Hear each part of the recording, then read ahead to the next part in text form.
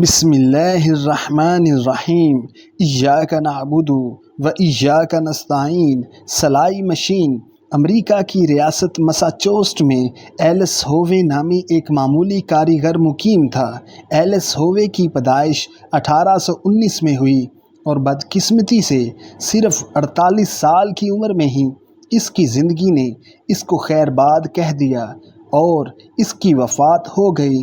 مگر ایلس ہووے نے اپنی زندگی میں دنیا کو ایک ایسی چیز دے کر گیا جسے دنیا والے رہتی دنیا تک نہیں بھولیں گے، اور یہ چیز سلائی کرنے والی مشین تھی جو ایلس نے 1845 اور بعض جگہ 1830 لکھا ہے میں ایجاد کی تھی، اور اس ایجاد نے کپڑوں کی تیاری میں ایک نیا انقلاب برپا کر دیا۔ سلائی مشین کا موجد ایلس ہووے نے ابتدا میں جو سلائی مشین بنائی تھی، اس مشین میں دھاگے کی سوئی کا چھید سوئی کی جڑ میں ہوتا تھا، بالکل ایسے ہی جیسے ہم روزمرہ زندگی میں استعمال ہونے والی ہاتھ کی سوئی میں دیکھتے ہیں۔ ایلس نے بھی جب سلائی مشین بنانے کا کام شروع کیا تو ہزاروں سال سے رائج اسی طرز کو اپنایا اور اپنی مشین میں بھی چھید سوئی کی جڑ میں ہی بنایا، مگر اس چھید کے جڑ میں ہونے کی وجہ سے مشین ٹھیک طرح سے کام نہیں کرتی تھی اور مشین پر صرف جوتے سینے کا کام ہو پاتا تھا، مگر کپڑے سینے کے لیے مشین نامناسب تھی۔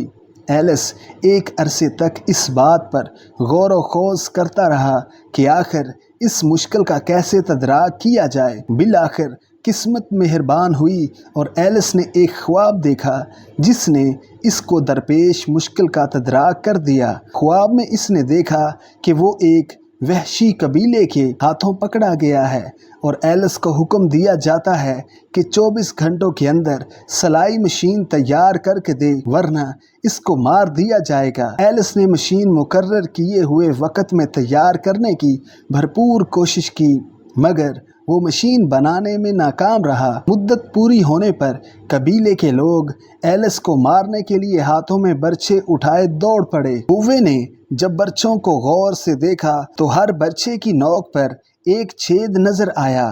یہ دیکھتے ہی ایلس کی آنکھ کھل گئی اور وہ خواب سے باہر نکل آیا۔ ایلس کے اس خواب نے مشین کی تیاری میں حائل مشکل دور کر دی اور اس نے برچھوں کی طرح دھاگے کی سوئی میں نچلی جانب چھید بنایا، اور اب نتیجہ مختلف تھا۔ وہی مشین جو چھید اوپر ہونے کی وجہ سے ٹھیک سے کام نہیں کر پا رہی تھی، اب چھید نیچے ہونے کی وجہ سے ٹھیک سے کام کرنے لگی۔ ہووے کے لاشعور نے اس کے ذہن کو تصویر کا دوسرا رخ دکھایا جسے وہ سمجھ گیا اور اسے اپنے سوالوں کا جواب مل گیا۔ بے شک کڑی محنت اور کوشش کی جائے تو قدرت بھی آپ کو حائل مشکلات میں مدد فراہم کرتی ہے۔ Subscribe masters in academy 2.0